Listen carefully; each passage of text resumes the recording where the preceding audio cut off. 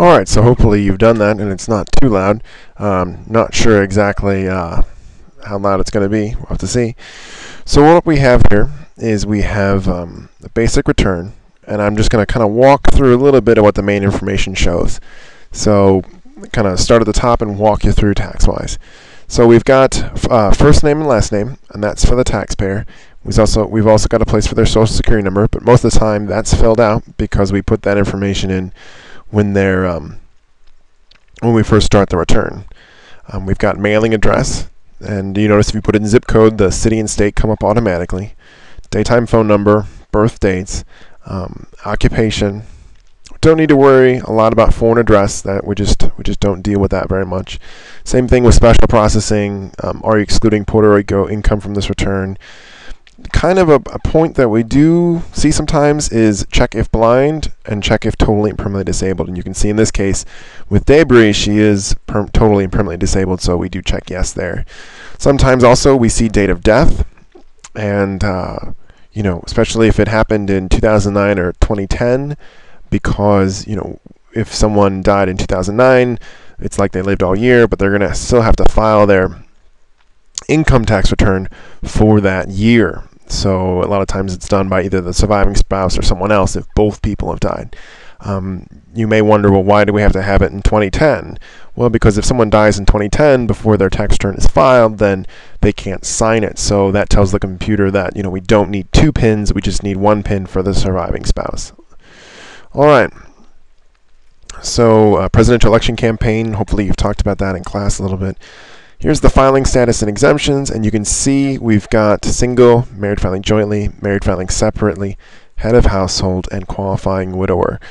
Some points here, we almost never use married filing separately, but if we do, we have to put in the spouse's name, social, and then answer some questions. For head of household, you can have a person who is head of household, but the qualifying child is not your dependent because he's being claimed by somebody else. So, and we see a lot of that in divorce cases where it's not that person's year to claim the child, although they are the custodial parent. So this is where we put that information in. But we only see that if you can't claim the dependent. If a person can be claimed, then we come down here and we put their information in here. We've got first name, last name, date of birth, age, social, relationship, months in the home, code, which, there we go, come on. You can see, I know it doesn't go all the way to your screen, but it's your child who lives with you, your child who does not live with you, all other dependents and non-dependents. So good to know that. And then we've got DC and EIC. And you may have noticed, if you click in these boxes, down here in the blue, they'll tell you a little bit about them. So if you're wondering what DC is, this little box will tell you exactly what DC is, dependent care. Same thing with EIC. If you click in this box, they'll tell you whether or not, tells you what the EIC is. All right. One other piece that we've talked about before, I'm going to scroll just up a tad and go back over this. Check if you can be claimed on another person's return. So it's pretty important if you're working on a college student or a high schooler and someone else can actually claim them. All right.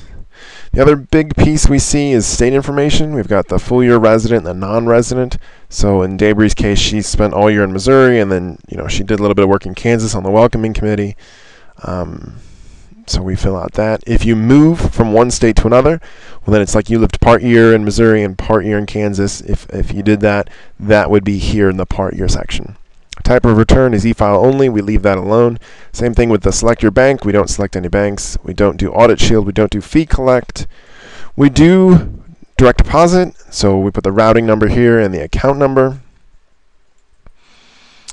We don't deal with these boxes very much, but we do deal with these boxes. And basically, this is where we ask the taxpayer for our 5-digit number and we put the date in. And then finally, we put our preparer IDs here and some other information, which for you, we don't need to worry about right now. All right. So let's, that's the main information sheet.